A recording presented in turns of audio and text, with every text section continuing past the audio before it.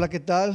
Muy buen día. Queremos agradecerles a todo nuestro público que estén aquí con nosotros en este día. Primeramente queremos agradecerle a Dios por este privilegio que nos da de poder compartir su palabra a través de estos medios de comunicación tan importantes. Queremos también comentarles que este ministerio profético, escatológico, que vamos a hablar acerca del tan esperado rapto o arrebatamiento. Yo quiero darle a Dios la importancia que se merece y queremos hacer una oración para que esto podamos entenderlo cabalmente, porque esto, amados, no todo el mundo lo entiende como se debe de entender. Hay muchas versiones al respecto y hoy traemos a detalle, punto por punto, renglón por renglón, línea tras línea, con relación a esta multitud de profecías que nos están llamando a un análisis del tiempo del fin, para poder darnos cuenta el tiempo que estamos viviendo y entender la verdad de esto, para poder estar preparados para el día que así el Señor lo decida. Vamos a hacer una oración. Padre, en el precioso nombre de tu Hijo amado, nuestro Señor Jesucristo, queremos pedir que tu amor, tu gracia y tu misericordia esté en este lugar y sea transmitida, Señor, por los medios de comunicación masiva a todo tu pueblo, Señor, para que tu pueblo se percate de la verdad, Señor. Bendice con toda bendición espiritual a todo aquel hermano, hermana, pueblo en general que está viendo este programa, para que le sean abiertos los ojos, Señor. Abre el entendimiento, trae revelación de tu bendita palabra, Señor, a tu pueblo. Todo esto, Padre, lo pedimos en el nombre bendito y precioso de tu Hijo Jesucristo. A ti sea la gloria, la honra y el honor por los siglos de los siglos. Amén. Amado pueblo, entonces comenzamos. Vamos a comenzar por el libro de Hechos, capítulo 20, versículo 22. Dice así: ahora he aquí ligado yo en espíritu, voy a Jerusalén sin saber lo que allá me ha de acontecer, salvo que el Espíritu Santo por todas las ciudades me da testimonio diciendo que me esperan prisiones y tribulaciones. Pero de ninguna cosa hago caso, ni estimo preciosa mi vida para mí mismo, con tal de que acabe mi carrera. Por tanto, yo os protesto en el día de hoy que estoy limpio de la sangre de todos, porque no he rehuido anunciaros todo el consejo de Dios. Por tanto, mirad por vosotros y por el rebaño, en que el Espíritu Santo os ha puesto por obispos, para apacentar la iglesia del Señor, la cual Él ganó por su propia sangre. Porque yo sé que después de mi partida entrarán en medio de vosotros lobos rapaces, que no perdonarán al rebaño. Y de vosotros mismos se levantarán hombres que hablen cosas perversas, para arrastrar tras sí a los discípulos. Por tanto, velad, acordándonos que por 3 años de noche y de día no he cesado de amonestar con lágrimas a cada uno. Pocos ministros, amados, prestan atención a esta y a una multitud de advertencias al respecto de parte de los apóstoles y profetas. Aquí Pablo dice claramente que está limpio de la sangre porque no rehuyó presentar el evangelio completo, la verdad completa. Veracidad quiere decir verdad bien dicha, verdad completa, no a medias. Vamos a analizar, amados hermanos, cosas muy importantes en el escrutinio de la palabra para que podamos entender a cabalidad las verdades dichas en las Escrituras.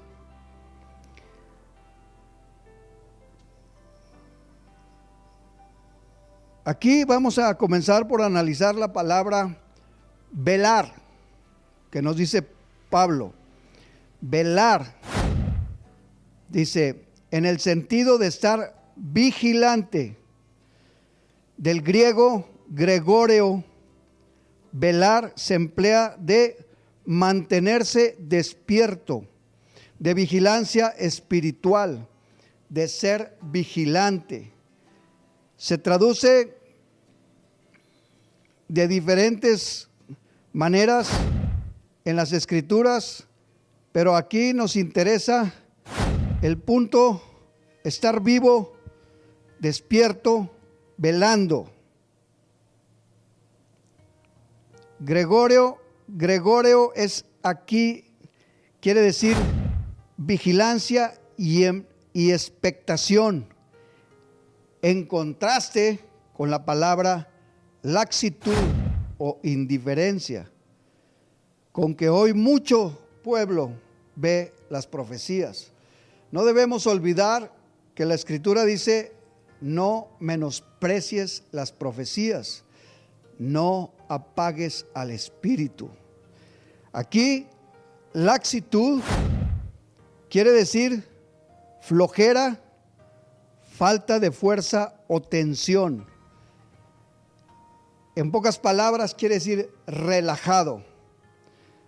Otra connotación dice falta de severidad y disciplina, relajación moral. Eso quiere decir laxitud. Otra inflexión de laxitud es estupor, que es un sinónimo de no estar en tu sano juicio. Es un sinónimo también de indiferencia. El primero del significado dice disminución de la actividad de las funciones intelectuales, acompañado de cierto aire de asombro o de indiferencia. Al respecto de este análisis sobre la palabra estupor, el espíritu que actúa precisamente en este espíritu es el espíritu de la bestia descrita en el libro de Daniel, aquella cuya cabeza de oro inició el gobierno mundial desde aquel entonces hasta nuestra fecha. El espíritu de Babel, es decir, el espíritu de confusión, que mantiene al mundo en un estado inconsciente con respecto a la verdad del Evangelio. Muchos, sin saber y conocer a fondo la profecía, alegan y defienden su punto, agregando pecado a pecado, porque lo dice la Escritura, pero falta, amados, el discernimiento, falta analizar lo que les voy a decir. Dice aquí claramente la Escritura que la venida del Señor será como en los tiempos del fin. Digo, como en los tiempos de Noé, como en los días de Noé. En el tiempo del fin, dice la Escritura que en los tiempos de Noé se los llevó a todos. Mateo 24, versículo 36, dice: pero el día y la hora nadie sabe, ni aun los ángeles del cielo, sino solo mi Padre. Mas como en los días de Noé, así será la venida del Hijo del Hombre, porque como en los días antes del diluvio estaban comiendo y bebiendo y casándose y dándose en casamiento, es decir, estaban todos distraídos, relajados, dormidos, hasta el día en que Noé entró en el arca, y no entendieron hasta que vino el diluvio y se los llevó a todos. Así será también la venida del Hijo del Hombre. Por eso es tan importante que prestemos atención a esto. Las cosas que se escribieron para nuestra enseñanza se escribieron para los que hemos alcanzado los fines de los siglos. No sabemos la hora, pero sabemos que se refiere a un periodo o momento dado durante la noche. Y esa noche se refiere a la etapa del juicio sobre el mundo, de la gran tribulación, la noche de 7 años de gran tribulación. Y es precisamente la última semana, la semana 70 de Daniel, que va a ser el momento más oscuro de la humanidad para todos, judíos y gentiles. En relación a esto, hay varias citas que vamos a analizar para poder entender mejor esta verdad. Marcos capítulo 13, versículo 35. Dice así: velad, pues, porque no sabéis cuándo vendrá el Señor de la casa, si al anochecer, antes de que inicie, o a la medianoche, que es la mitad de la gran tribulación, o al canto del gallo o la mañana, que habla al final de la gran tribulación, es decir, a los 7 años. Para que cuando venga de repente, no os halle durmiendo. Y a lo que a vosotros digo, le estaba diciendo a sus discípulos, a lo que a vosotros digo, a todos los digo, velad, dijo el Señor, velad. Debido a esta escritura, existen o se derivan 3 teorías o posturas con respecto a la venida del Señor. Pero es importante hacer mención que algunas teorías solo se apoyan en textos aislados, fuera de contexto. Y en efecto, incluye, para que nosotros podamos entender esto,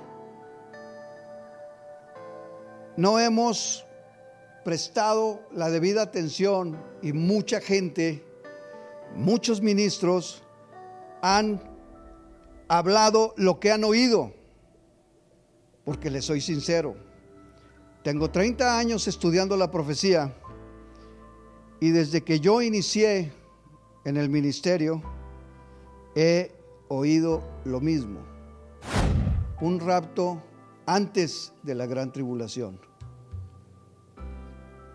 Y eso se me hace completamente irresponsable, debido a que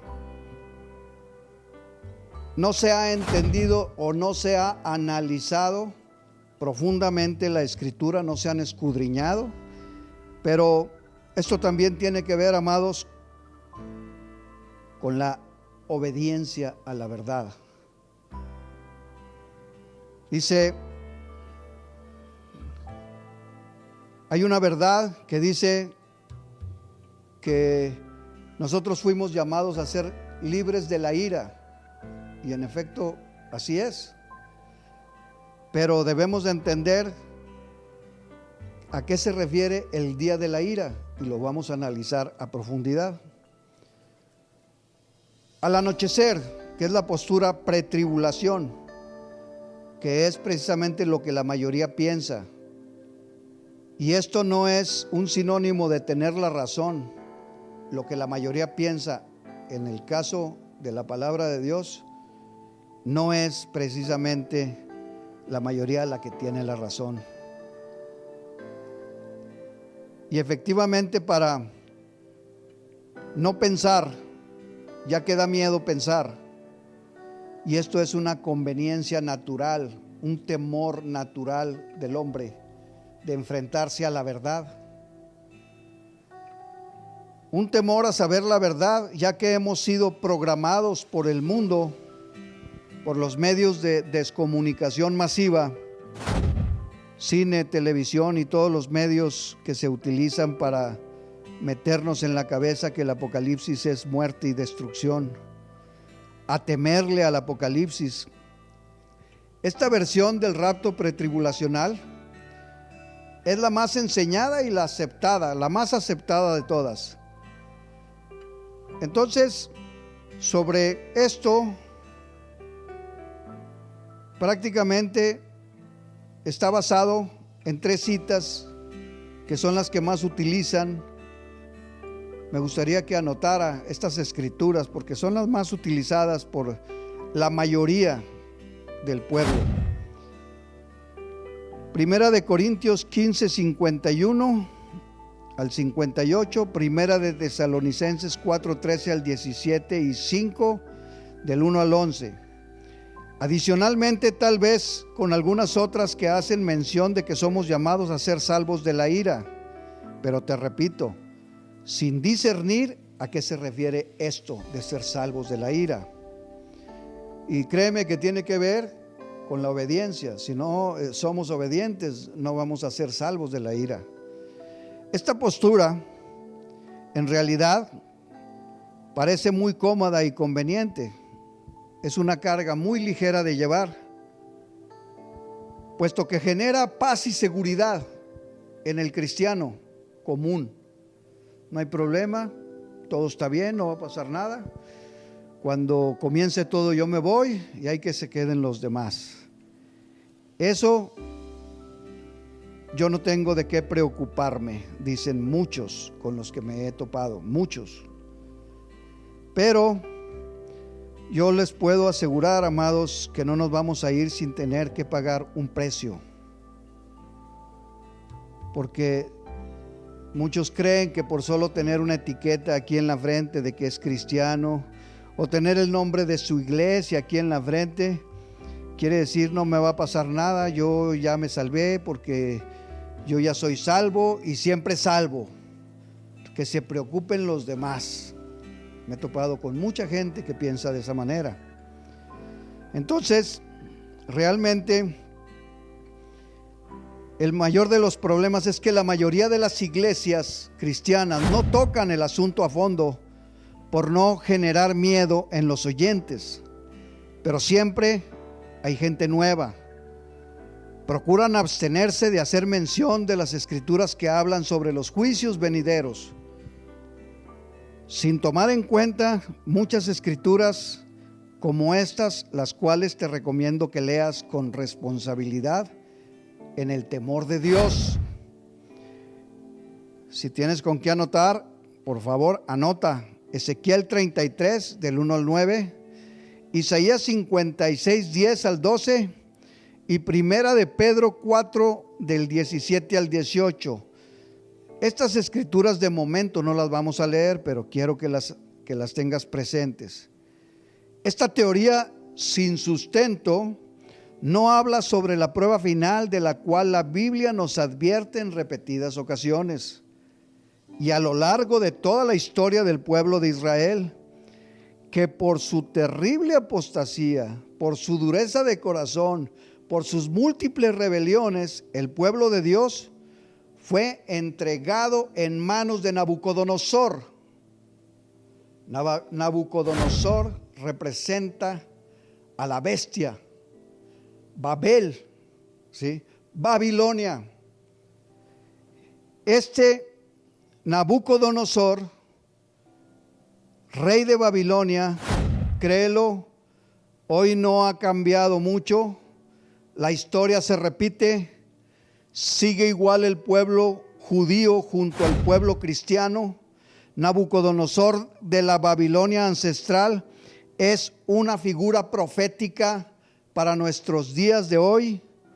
El rey que ha de venir a reinar sobre la tierra antes del fin, al que viene montado en el caballo blanco y es igual al espíritu del papado, del sistema religioso pagano, católico, actual, y lo peor, gracias al espíritu que lo controla de Babel por amor al dinero simbolizado por el becerro de oro, y al que muchos ministros cristianos se están uniendo.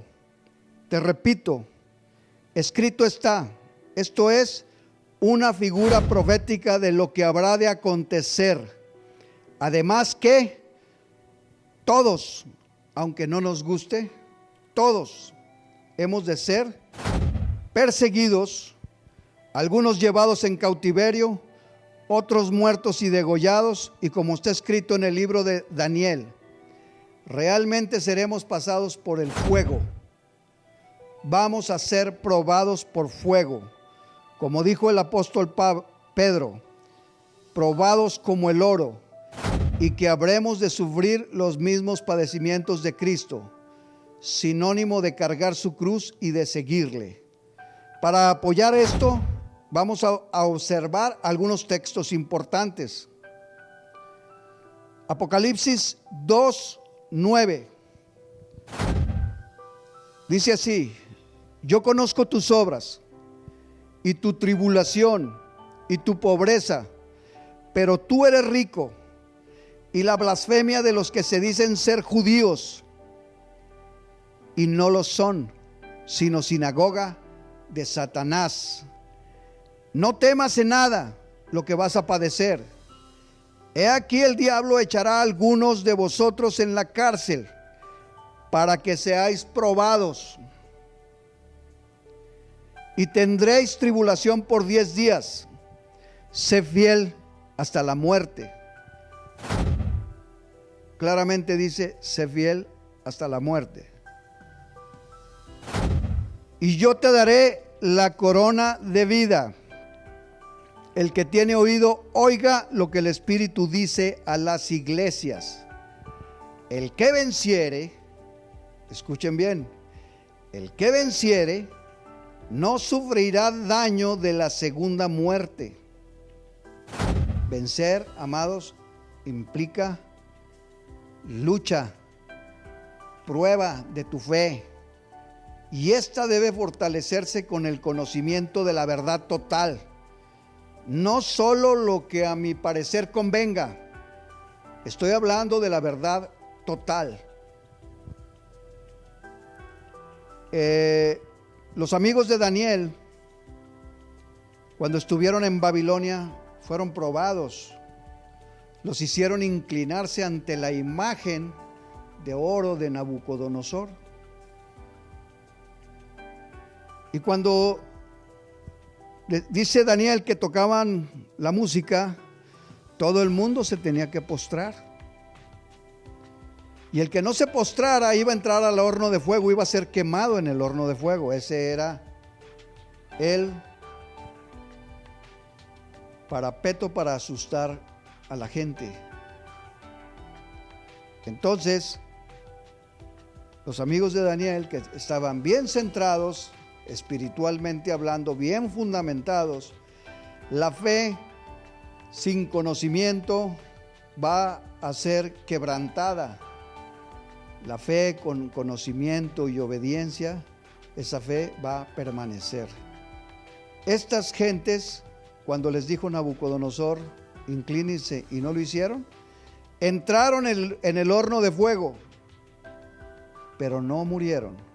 Y eso hizo que Nabucodonosor los honrara. Más bien, Dios honró la fe de ellos a través de Nabucodonosor. Yo quiero decirles que nuestra vida no depende de nadie más que de Dios. Y el único con el que te puedes aferrar a su mano poderosa es Jesús. Dice Apocalipsis 12:11: y ellos le han vencido por medio de la sangre del Cordero y de la palabra del testimonio de ellos, y menospreciaron sus vidas hasta la muerte. Menospreciaron sus vidas hasta la muerte. Segunda de Tesalonicenses 2:1. Pero con respecto a la venida de nuestro Señor Jesucristo y nuestra reunión con Él, os rogamos, hermanos, que no os dejéis mover fácilmente de vuestro modo de pensar, ni os conturbéis ni por espíritu, ni por palabra, ni por carta como si fuera nuestra, en el sentido de que el día del Señor está cerca. Nadie os engañe en ninguna manera, porque no vendrá sin que antes venga la apostasía y se manifieste el hombre de pecado. El Señor no va a venir sin que antes venga la apostasía y se manifieste el hombre de pecado, el hijo de perdición. Ojo, se tiene que manifestar primeramente la apostasía, vivir en medio de ella fieles y anticristianos.